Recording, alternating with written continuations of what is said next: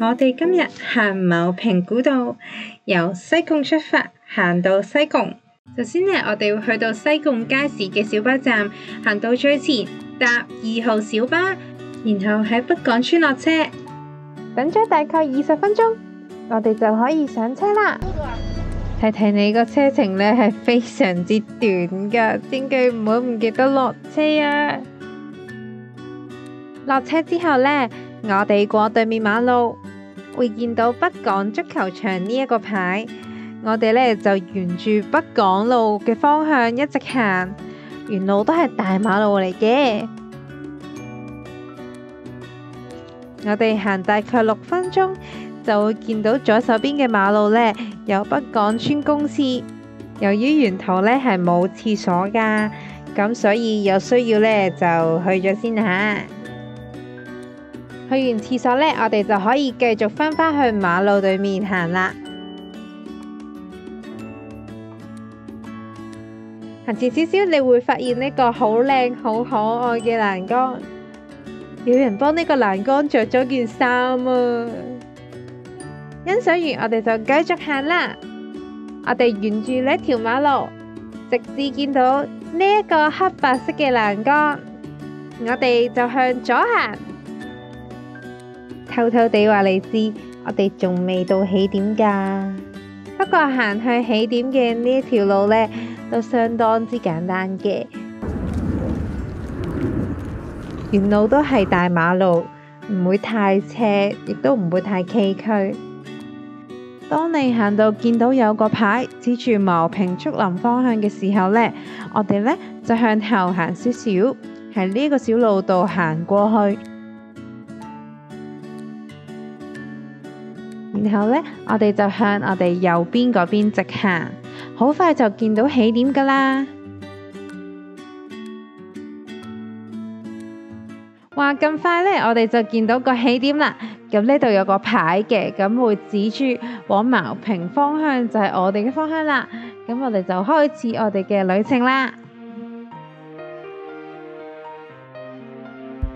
聰明嘅你哋相信發現咗條路呢，其實好多林蔭嘅，咁所以都唔需要擔心太曬嘅。咁但係當然防曬要做足啊吓。冇幾耐呢，我哋會見到另一個指示牌，我哋繼續向茂坪方向進發，直至呢，我哋見到呢一個竹林。哎呀，好多小朋友都喺度行山噶。冇錯啦，我哋到咗竹林隧道啦。嗰度靚到呢，我哋當日掛住影相，唔記得咗拍片啊。如果呢個陽光咁啱曬落嚟呢，個光影就仲靚，千祈唔好錯過啊！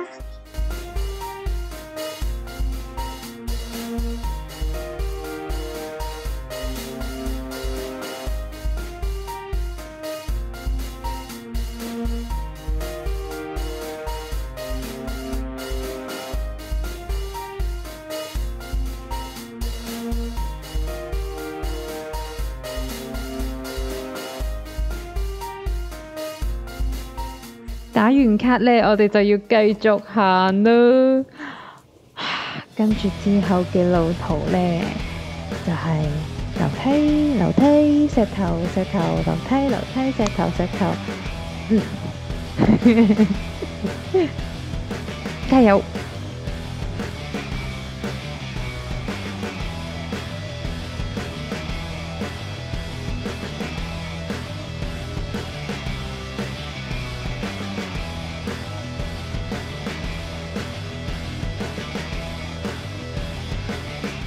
當你行到見到呢個分岔路，見到呢兩個牌嘅時候呢，可以休息下啦，因為之後嘅路呢就冇咁斜，冇咁多樓梯啦。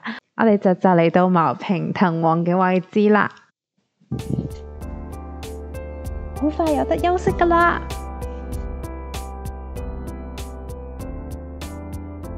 話咁快講下就到啦。當你見到呢個十字牌咁空曠嘅地方，我哋就向基維爾方向行。呢度有一大片空地，我哋可以喺度玩下波啊，玩下飛盤啊都得嘅。咁我哋咧就先去個艇度稍作休息下，再去揾藤王。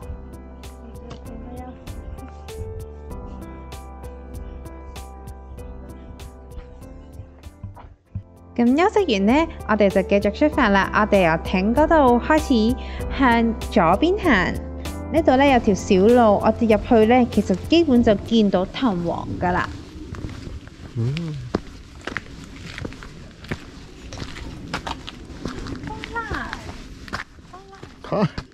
咁突然嘅？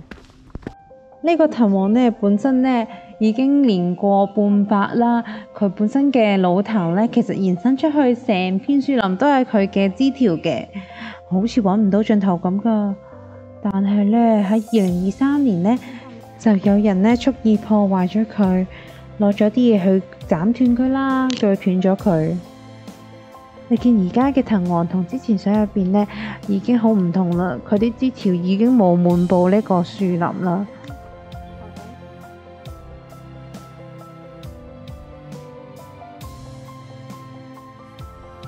咁呢度除咗呢個受傷咗嘅藤王之外啦，我哋都發現咗一個好得意嘅小生物啊！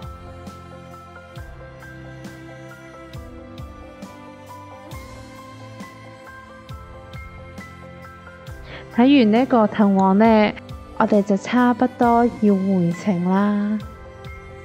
我哋首先去返十字路牌嗰邊，然後向北港方向一路行。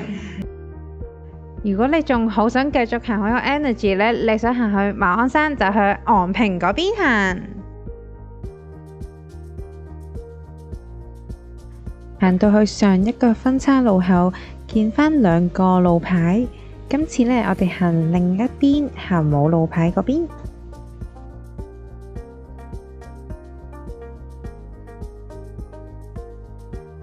呢條路呢會相對輕鬆少少，輕鬆過上山嘅。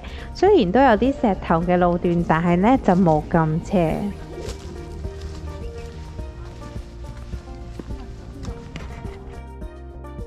咁呢條路呢都會落返西貢嘅，就會落去菠蘿輋嗰邊，然後就會去到西貢市中心。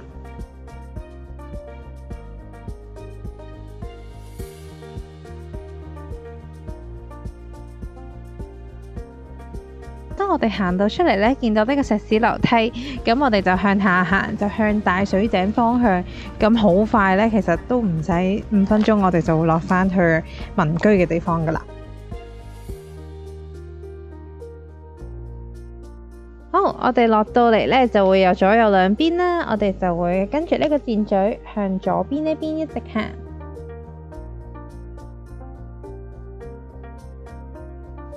咁我哋沿住呢條馬路行啦，行大概5分鐘，我哋就會見到公廁噶啦。咁去完之後呢，我哋就繼續向落行啦，就會見到一個士多，咁又需要買下嘢食啊，買下嘢飲啊，就自己解決啦。去完士多呢，我哋就繼續向前行，就會見到分岔路口。我哋過對面馬路啦，就會見到呢個路牌，指往西貢市中心嘅方向。咁我哋就沿住個垃圾站行，然後沿住馬路啦，一直行到呢，我哋見到呢一個轉彎位係落斜嘅，咁我哋就行落去，沿途都會有一個指示牌，指示往西貢市中心嘅方向。行完呢條斜路呢，我哋就會見到一個分岔路口，我哋行右邊。行到呢度呢，我哋會見到最後一個指示方向嘅指示牌，之後嘅路呢，就要小心啲跟住我哋行啦，因為之後就冇指示牌噶啦。不過呢，都唔難行嘅，我哋沿住條大馬路啦，行到呢一個位，我哋有分岔路口啦。我哋今次行左邊，有垃圾桶嘅呢邊。一邊。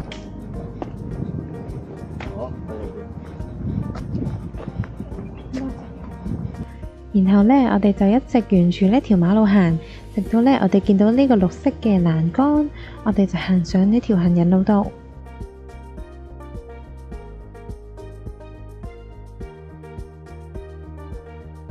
話咁快呢，呢段旅程呢已經接近尾聲啦。咁只要我哋行過呢個小公園，然後再穿過呢個停車場，就意味住我哋爭一條馬路就到西貢市中心啦。好笑嘅事發生咗啊！就係呢，我哋諗住落山食甜品喎，本身諗住轉彎就有滿記甜品啦，唔知原本喺度嘅滿記甜品佢搬咗鋪喎，好彩佢都係向前行得50步就會揾得返佢。我哋今次呢計埋打卡啦，計埋客啦，同埋休息，由北港開始行返去西貢市中心，總共用咗4個鐘就完成咗呢條路啦。呢條路程呢非常之適合帶住小朋友嘅人啦，或者本身體能唔係好好嘅人，我哋都可以去試下行呢條路嘅。尤其是呢條呢仲好適合夏天行喎，因為呢佢有落又唔會話太曬太熱嘅喎。